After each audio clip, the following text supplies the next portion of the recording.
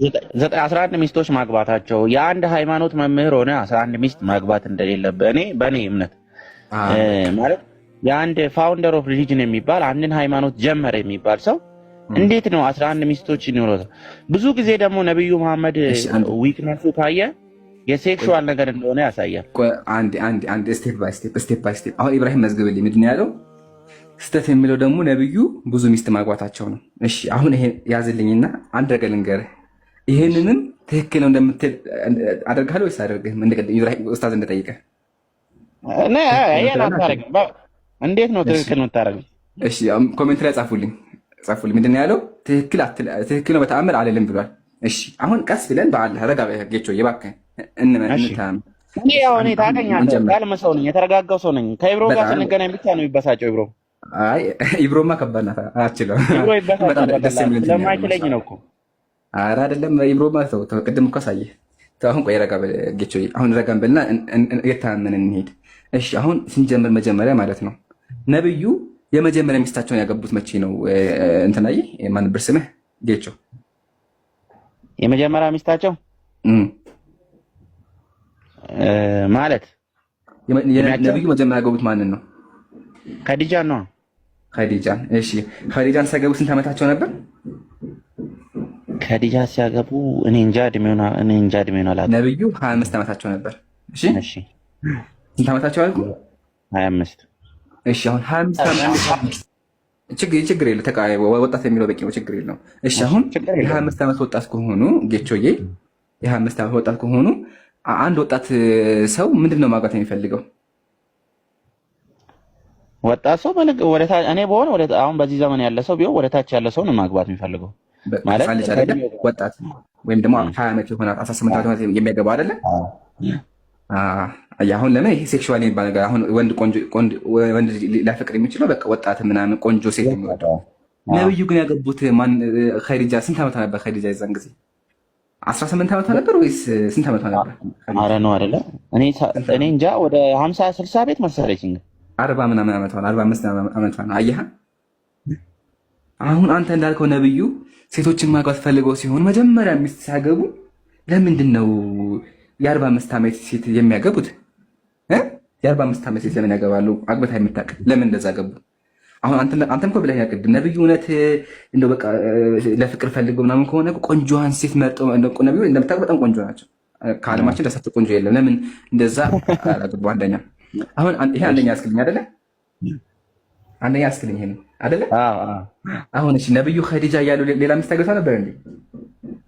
ኸዲጃ እያሉ አላገቡም። አይ ሌላ ሚስት አላገቡ። ቀጥሎ ነቢያችን ምን እናገቡ ታውቃለህ? እንዳገቡ ነቢያችን ቀጥሎ አይ ዶንት ኖ ኦርደርን አላውቀውም እኔ። ቀጥሎ ይገርምሃል ያገቡት አንድ ሴት አለች፣ ሰውዳ ቢንቱ ዘማ ትባላለች። ስሟ ማን ነው አልኩህ? ሰውዳ ቢንቱ ዘማ የምትባል ሴት አገቡ ነቢያችን። ሰውዳ ቢንቱ። እሺ አሁን ሰውዳ ነብዩ ሲያገባት ስንት ዓመቷ ነበር ገምት? እኔ አላውቅም። እኔ ማውቀው አንደኛ 66 ዓመቷ ነበር። የኸዲጃ ነው፣ ሁለተኛ የአይሻ ነው። እሺ 66። እሺ 66 ዓመቷ ነበር። ስንት ዓመቷ አልኩህ ሰውዳ? 66። አየህ አይደለ?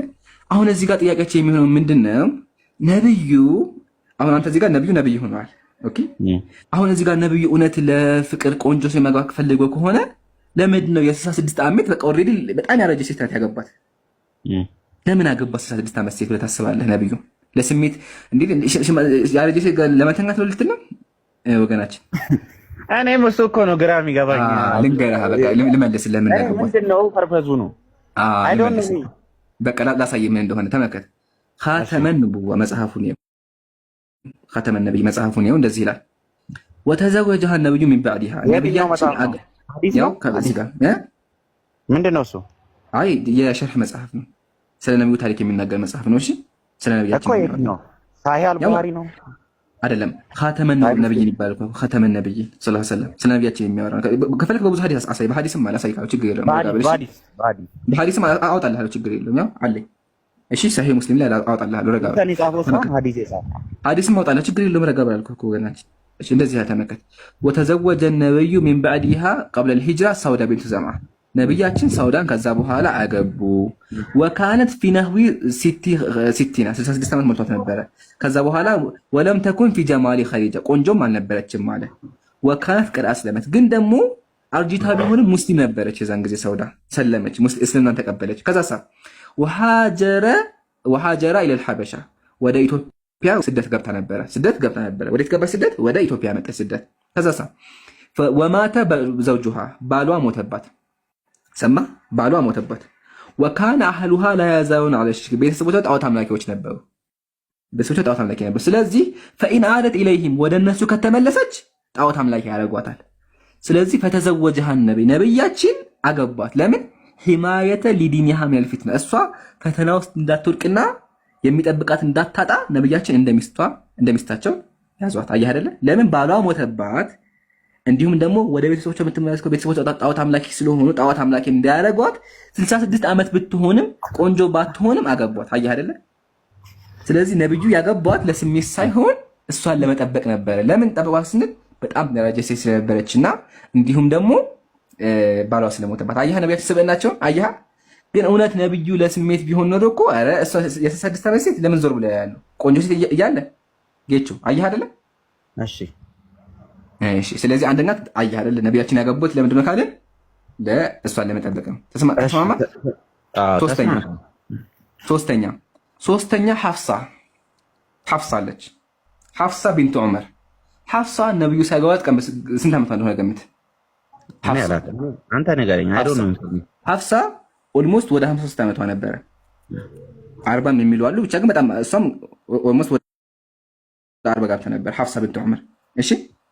እሺ ሐፍሳ መጀመሪያ በእስልምና የማን ልጅ ናት? መጀመሪያ የዑመር ልጅ ናት። እሺ ተመከት ዑቅደቱል አህሊ ሱና መጽሐፍ ነው እንደዚህ ይላል። ወካነት በድርየን ሸሂደ በረን ባሏ ምን ነበር? ባሏ የበድር ተዋጊ ነበረ። ከዛ በኋላ ባሏ ሞተባት። ባሏ ከሞተባት በኋላ ዑመር ረዲየላሁ ዐንሁ ያደረገ ወደ ነብዩ መጣና ነብያችን አግቧት አላቸው። ወደ ዑስማን መጣና ዑስማን አግቧት አላቸው። ዑስማን ረዲየላሁ ዐንሁ። ከዛ በኋላ አቡበክርን አለ። ከዛ ነብያችን አገቧት።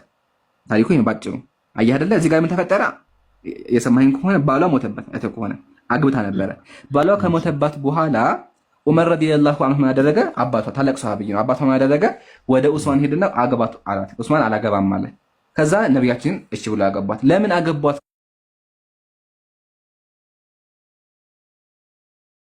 ካለን ዑስማን ረዲየላሁ ዐንሁ የእሳቸው ቅርብ ሰው ነው። ስለዚህ ዝምድና ለመቀጠል ከሱ ጋር በደም ለመተሳሰር ብለው እንዲሁም ባሏ ስለሞተባት አግብታ የምታውቅ ብትሆንና እድሜዋም ትልቅ ቢሆን አገቧት። አየህ አይደለ? አሁንም ለስሜት አይደለም። ለስሜት ቢሆን እኮ ቆንጆ ሴት ሞልቶ ነበረ። ግን ነብዩ ባሏ የሞተባትን እንዲሁም ደግሞ የዑመርን ልጅ ዑመር ጋር ዝምድና ለመቀጠል ዑመር ጋር በደም ለመተሳሰር ብለው አገቧት ማለት። በዛን ጊዜ ደግሞ የደም ትስስር እንደምናውቀው ትልቅ ነው። ስለዚህ ምክንያቱ ይሄ ነው። አየህ አይደለ? ስንታየን እስካሁን? ሶስታየን አይደለ? እሺ አራተኛ አሁን እየተረዳ ያለሁት የነብዩ መሐመድ የትዳር ጉዳይ ፖለቲካል ኢሹ ምናምን አለበት ነው እያልከኝ ያለው። ፖለቲካል ኢሹ ማለት እሱ ደግሞ ልመጣልህ ነው። ለፖለቲካ ምንድነው? ከሌላ ከሰዎች ጋር ላላቸው ኮኔክሽን ከሌላ ሰው ጋር ላላቸው ኮኔክሽን ነው እያልከኝ። አይ እሱ ብቻ አይደለም። አሁን እሱ ላይ ልመጣልህ ነው። እሱ ብቻ አይደለም። አሁን ዑመር ጋር ያገቡት ለፖለቲካ ሳይሆን ዑመር ጋር ዝምድና ለመቀጣጠል ነው። ዑመር እንደምናውቀው በጣም ታላቅ ሱሐቢይ ነው። ነብዩን ሲደግፋቸው የነበረ ታላቅ ቁረይሽይ ነው። ዘራቸው የሆነ ታላቅ ነው። ስለዚህ እሱ ጋር ዝምድና ለመቀጠል አገቡ። ሲቀጥል ባሏ ሙቶባት ነበረ። አዳምጠኝ በደንብ። ባሏ ሙቶባት የሚያገባት አታ ነበረ። ዑስማንም አላገባም አለ፣ አቡበከርም አላገባም አለ። ከዛ ነብያችን አገቧት። አየህ አይደለ? ስለዚህ የሚያገባት ስላጣች በተጨማሪ ደግሞ እድሜዋ ትልቅ ስለሆነ እንዲሁም ዑመር ጋር ዝምድና ለመቀጠል ምክንያቶቹ እነዚህ ነበሩ እንጂ ዝምድና ብቻ አልነበረም። እሺ ግልጽ ነው? ገብቶኛል። እሺ ግን ማሻአላህ። አራተኛ ሐፍሳ ፖለቲካ ላይ እሱ ነው። ሐፍሳ የሌላ ሀገር ሴት ነበረች። የንጉስ ልጅ ነበረች። ከጦርነት በኋላ ጦርነት ካለቀ በኋላ ትማረክና እስረኛ ትሆናለች። እስረኛ ከሆነች በኋላ ሰዎች መጥተው ለነብያችን ይነግሯታል። ሐፍሳ የምትባል ሴት አለች። አሁን ነብዩ እሷን ካገቧት ከነዛ አገር ጋር ምን ይገኛል? ሰላም ይወርዳል። እንደምናውቀው እርስ በርስ አገር ለአገር ይጋባ። አሁን በድሮ ጊዜ ብትመለከት ፍራንሶች ለጀርመኖች ዝምድና ወይም ደግሞ ሁለቱም ሀገር ሰላም እንዲሆን ለምን የሚወለደው ልጅ ጠቢቡ ሰለሞንም ሲያደርግ የነበረው የጠቢቡ ሰለሞንም እንደዚህ ያደርግ እንደነበረ እሱን ያልኩህ። ይሄ ሁልጊዜ ሁሉም ሀገር ላይ ያለ ለምን ከተባለ ሐፍሳና ነብዩ ከተገቡ የሚወለድ ልጅ ምንድነው የሚሆነው? ወይም ደግሞ ቀጣይ ልጅ የሚሆነው የሁለቱም ሀገር ነው። ስለዚህ የሁለቱም ሀገር ጦርነት ውስጥ አይገቡም። ለምን? ተስማምተዋል። በቃ ከስምምነትም አልፈው መሀላቸው ምን አለ? መሀላቸው ዝምድና አለ። ስለዚህ ነብዩ ምን አደረገው? ሐፍሳ አግብታ የምታውቅም ብትሆን አግብታ የምታውቅም ብትሆን አገቧት። አየህ አይደለ? እዚህ ድረስ መጣ። አሁን አይሻ ጋር ደግሞ እንምጣ። እኔ እኮ ብያለሁ፣ ግን እዚህ ጋር ማወቅ ያለብህ ነገር ጌቾ፣ አንድ ሴት አንድ ወንድ ሴክሹዋሊ ለስሜት ከሆነ ሴት የሚያገባው ቆንጆ ማግባት ያለበት አይደለ ጌቾ? ሴት ማግባት ያለበት አይደለ? ከቆንጆ ደግሞ ምን አለባት? ድንግል አይደለ? ድንግል ይፈልጋል አይደለ? ግን ነብዩ ድንግል አግብተው ያውቃሉ? እኔ አላውቅም። ኢንፎርሜሽን አይሻ ብቻ አይሻ ነች። ከአይሻ ውጭ ነብዩ ድንግል አግብተው አያውቁም። አየህ አይደለ? ስለዚህ አሁን አንተ እንዳልከው ነብዩ ለስሜት ቢሆን ኖሮ ራሳቸውን ለማስደሰት ቢሆን ኖሮ እኮ ድንግሎችን ቆንጆችን ባይዘዊ ማወቅ ያለብህ ነገር ነብዩ ነቢ ሲሆኑ ሴቶች እየመጡ አግቡኝ እንኳን ብሎ ያውቃሉ። በጣም ብዙ ቆንጆ ሴቶች ነበሩ፣ የቆሬ ሴቶች፣ የመዲና ሴቶች አሉ። ግን ነብዩ እነሱን አላገቡም። አየህ አይደለ? እያንዳንዱ ጋብቻ ብትመጣ አሁን አሳይቻለሁ። እስካሁን አይተህ ከሆነ እነሱን ለመጠበቅ አግብተው የፈቱ ባሎቻቸው የሞቱባቸው ናቸው። አሁን አይሻ ጋር እንምጣ። የአይሻ በጣም መታየት ያለበት ነገር ነው። እሺ አሁን አይሻ ጋር ስንመጣ የአይሻ ከሁሉም የሚለየው ነገር አለ። አይሻ ረዲየላሁ አንሃ የአይሻ ምን ይለየዋል ካልከኝ፣ መጀመሪያ አይሻ ከሁሉም ሴቶች በላጭ ናት። እሺ ተመልከት፣ ሐዲስ ልጥቀስልህ። ሰሒሁል ጃሚዕ ሐዲስ ቁጥር 2117 እንደዚህ ይላል፣ ኢነ ፈድለ አይሻ ኒሳ ከፈድል ሰይድ አለ ጣዓም፣ ከሁሉም ምግብ ሰይድ የሚባለው ምግብ እንደሚበልጠው ሁሉ የአይሻ ደግሞ ከሁሉም ሴቶች ትበልጣለች። ስለዚህ አይሻ ረዲየላሁ አንሃ በጣም የተከበረች ሴት ናት። እሺ አሁን ነብዩ አይሻን ለምን አገቡ ካልን ተመልከት፣ ጅብሪል ዓለይሂ ሰላም መጣ። ሰሒሁል ቡኻሪ 3800 ላይ ማለት ነው። ረአይቱኪ ነብያችን ረአይቱኪ ፊል መናሚ አለ። አይሻ ሆይ እኔ እኮ በህልሜ አየሁሽ አሉ። ከዛ በኋላ ጅብሪል መጥቶ ማለት ፈአክሽፉ አንሃ ስገልጥሽ አሉ፣ በህልሜ ተሸፈኝ ስገልጥሽ፣ ፈኢዛ ህያ አንቺን አየሁሽ። ፈአቁሉ እንየኪ ሀዛ ሚን ኢንዲላሂ ዩምዲሂ፣ ይሄ ነገር ከአላህ ከሆነ አላህ ያሳካዋል አልኩኝ አሉ። አየህ አይደለ? ስለዚህ ከማጋታቸው በፊት አላህ በህልም አሳይቷቸው ነበረ። እንደምናውቀው ደግሞ የነቢያት ህልም ወህይ ነው፣ ራእይ ነው። እሺ ስለዚህ ነብዩ ያዩት ህልም ትክክለኛ ነበረ። እሱ ምንድነው? አይሻን ሳያገባት ማለት ነው። ተስማማን? እዚህ ድረስ ግልጽ ነው። ለምን አገባት ካለን ደግሞ አንድ ነገር ላንሳለን። አይሻ ረዲየላሁ አንሃ የሚለያት ነገር አለ። እሱ ምንድነው? በጣም አዋቂ ነበረች። ከሁሉም ዓለማችን ላይ ካሉ የሐዲስ ዘጋቢዎች አንደኛዋ እሷ ናት።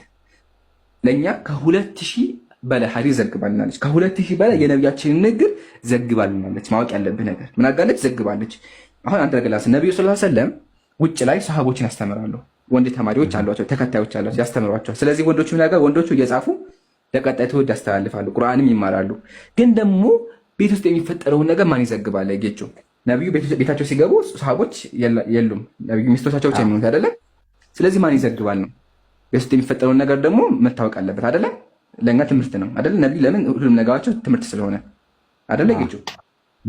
ስለዚህ አላህ ምን አለ ቁርአን ላይ አላህ ምን ባዘዛቸው መሰለህ የነቢያችን ሚስቶች ወዝኩርነ ማ ዩትላ ፊ ቡዩቲኩና፣ እናንተ የነቢያችን ሚስቶች አላቸው ቤታችሁ ውስጥ ነብዩ የሚያደርጉትን ነገር በሙሉ ዘግቡና አስተላልፉ፣ አስተምሩ አላቸው። አይ አይደለ? አላህ ያዘዛቸው ምን ብሎ አዘዛቸው? አስተምሩ አላቸው። ለማን? ለቀጣይ ትውልድ አስተምሩ አላቸው። ማስተማር ይችላሉ፣ አብዛኛው ሰሃቦች አስተምረዋል። ግን ቢያስተምሩም ደግሞ አይሻ በጣም ብልህ ነበረች፣ አእምሮዋ ሰፊ ነበረ። ለዛው ሰሃቦች ምን አሉ? የአይሻ የሰሃቦች እውቀት በሙሉ ቢሰበሰብ አይሻ ጋር ቢደመር የአይሻ እውቀት ይበልጥ ነበር አሉ። አይሻ እውቀቷ ሰፊ ነበረ። ወላ ሐታ ሰሃቦች ምን ያሉ አነስ ምን አለ? ረአይቱ መሸኸተ አስሐቢ ረሱልላህ የስአሉና አኒል ፈራኢድ፣ ታላላቅ የነብዩ ተማሪዎች ታላላቆቹ ሰሃቦች መጥተው ከሷ ይማሩ ነበር። አያህ ስለዚህ ነብዩ ሰለላሁ ዐለይሂ ወሰለም በማግባታቸው ምን ተገኘ? አይሻ ረዲየላሁ ዐንሃ ቤት የሚፈጠረውን ነገር ዘግባ አስተላለፈች። አሁን ላይ የምንጠቀምበት ሐዲሶች ራሱ ሰሒሁል ቡኻሪ ብትል ሰሒሁ ሙስሊም ብትል አብዛኛው ሐዲስ የዘገበችው አይሻ ረዲየላሁ ዐንሃ የአላህ ሰላም በሷ ላይ ይሁን። ስለዚህ ነብዩ አይሻ ያገቡበት ምክንያት አላህ በህልም ስላሳያቸውና የሚፈጠረውን ነገር እንድትዘግብ ነበር። አላህም እንዳዘዛት ዘግባ አስተላልፋለች ማለት ነው። ግልጽ ነው። ግልጽ ነው። እሺ በቃ አሁን ተቀበልክ አልተቀበልክም? እሺ ተቀብያለሁ። እሺ በቃ ይሄን ያልኩህ አየህ።